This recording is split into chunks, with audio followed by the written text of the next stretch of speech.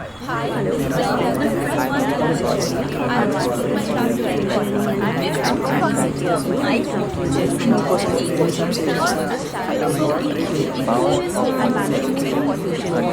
I'm speaking my class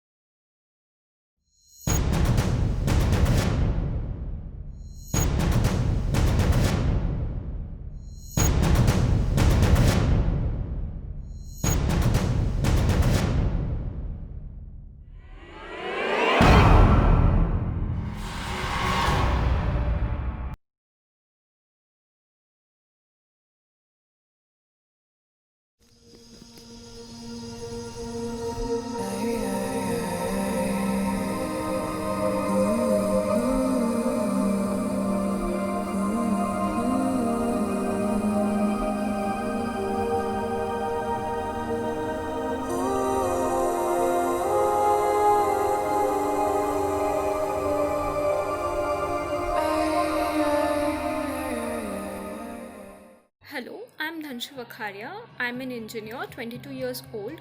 For me, EQ or emotional quotient is the ability of we individuals to understand, use, and manage our own emotions in a positive kind of way. I really feel that emotion quotient is very important, and I would surely take up tests to check my own EQ score. Hi, my name is Sahdab. I'm 28 years old and I'm a soft skill trainer. EQ to me is how you manage your emotions rather than letting the emotions manage you. For example, I might be a very emotional person, but I will not cry in front of people while stating my problems. EQ is very important because that helps you balance yourself, balance your work life as well as your personal life, and I can go to any extent to measure my EQ because that will definitely help me in the long run. Thank you. Hello, I'm Debolina. I'm an engineer and I'm 21 years old. EQ, according to me, is the way we react or respond to certain situations. It is absolutely necessary to manage stress, anxiety, depression, and whatnot, especially in uncertain times like this. I personally would love to take EQ test as I'll get to know myself better and I overall can live a happier life if I know how to handle certain aspects of my life. Thank you. Hello, this is Purbita from Abacus Institute of Engineering and Management. I'm 30 years old and completed my Masters in English Literature. So EQ is emotional quotient for me. So I feel emotional quotient is important. First of all, it is this EQ actually drives us to understand other people and what actually help us to understand and motivate us to regulate our emotional intelligence. So for me, EQ is important because it helps us to understand others. It helps us to motivate ourselves to understand our day-to-day activity and a work-life balance in our daily life. And EQ is also important to maintain a healthy relationship with others. Thank you.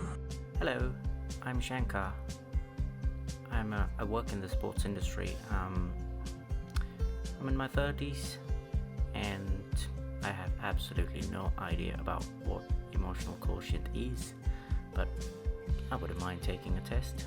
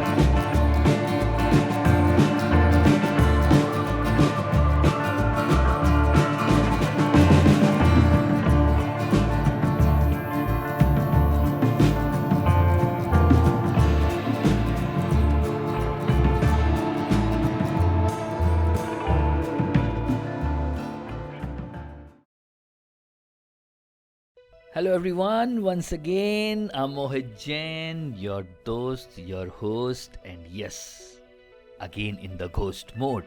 Let me begin the analysis of chapter 4 on personality traits, emotional intelligent quotient, social intelligence. But before that, first of all, how you people are today, you must be excited, isn't it? You must have taken the test, you have your score with you, and now you want to know what actually happens if we have low social intelligence factor or we have exceptionally high social intelligence factor, isn't it? So let's see.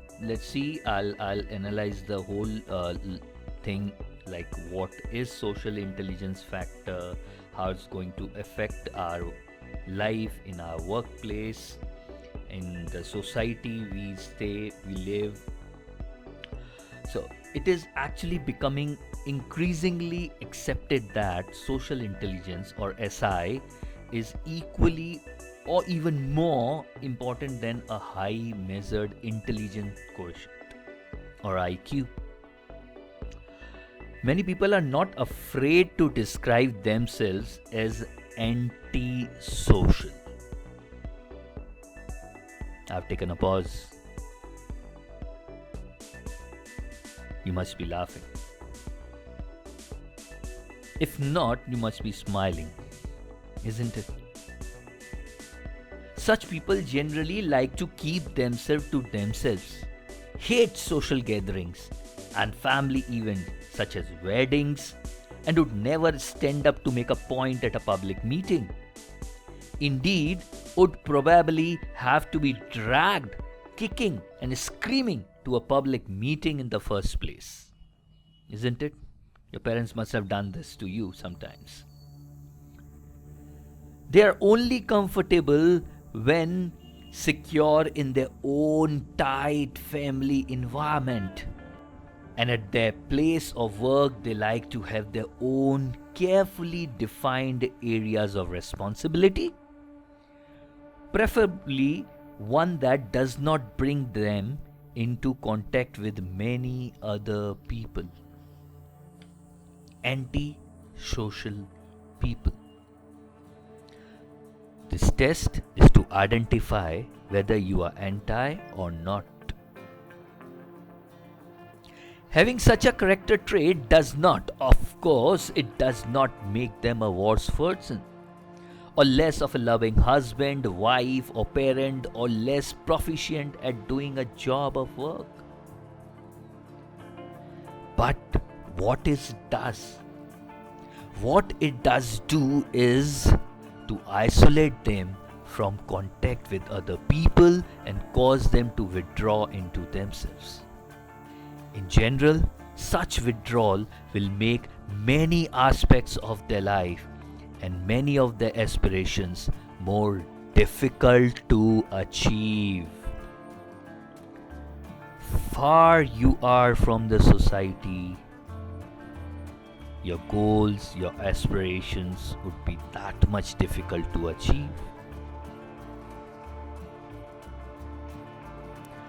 Over the period since it was identified by Mr. Howard Gardner, more than 20 years ago, the importance of what he called interpersonal intelligence, IPI, has been increasingly recognized. Now, all HR at the time of recruitment are looking out for your IPI, interpersonal intelligence. And everything is embedded in the acronym, what we call it, EIQ. Interpersonal intelligence, or which is like a relationship with others, it identifies our skill at person-to-person communication, empathy practices, group practices, collaboration skills, and receiving and giving feedback. So coming back to social intelligence as a whole, which is commonly referred to as people skills nowadays, is I'll try to summarize. Therefore, the ability to relate to, number 1, understand, number 2, and interact efficiently, number 3, with others on a daily basis. It allows us to work effectively with our colleagues and people within our community, and it is a skill that is vital to many professionals, including educators like us, religious and political leaders, salespeople, and even social workers. So the certain aspects of social intelligence, or IPI, embedded together in personality trait, can be summarized as, let me give you all on pointers like. So that can be summarized as the ability to accept others for what they are, to display an interest and curiosity about the world in general and what goes on within it, to take an interest in other people, to always try to understand people's thoughts, feelings, and intentions, to think before speaking and doing, not making snap judgments, to make fair and considered judgments, never being afraid to admit your mistakes, at all times to be sensitive to other people's needs and desires, to be frank and honest with yourself and others, to take an interest in the immediate environment, to be good at taking the perspective of other people, to adapt well and quickly to different social situations, and last but not the least, to be open to new experiences, ideas, and values. I hope you have your score by now. You know your social intelligence factor, how social you are, how antisocial you are. You may please try to be more social now, because see, exceptionally high social intelligence factor is also not good. So in a bracket of 33, 32, 33 points plus is always a good thing when you're writing a psychometric test based on social intelligence. Few questions would be there in the test, and if a generic score is like 33, 35, above that would be always acceptable in the company. So thank you once again for participating, and thank you all our participants who have participated in our survey on EIQ. And if any one of you also want to submit your video on the few questions asked on the survey of EIQ, that way what is EIQ to you, how you think is important to you, and whether you would want to take up a test or not, please WhatsApp us, Telegram us, you know the number that's been flashed on the screen, email us at our email ID, and we'll try to incorporate that particular feedback at your end, that survey results at your end, in our next upcoming videos. So what would be the next chapter? Next chapter would be chapter 1, strength of character. As a person, what kind of character we possess? High strength, low strength, average strength, 20 different statements to answer. And with that, I'll see you soon, very soon. I promise to come up with at least one test every week. It may be 2 even, but at least one test every week, so that we can enjoy all 22 personality traits. All videos are there in our playlist Emotional Intelligent Quotient. You can go there, check it out, solve, take the test, and keep the score with you and try to improvise and try to improve on it.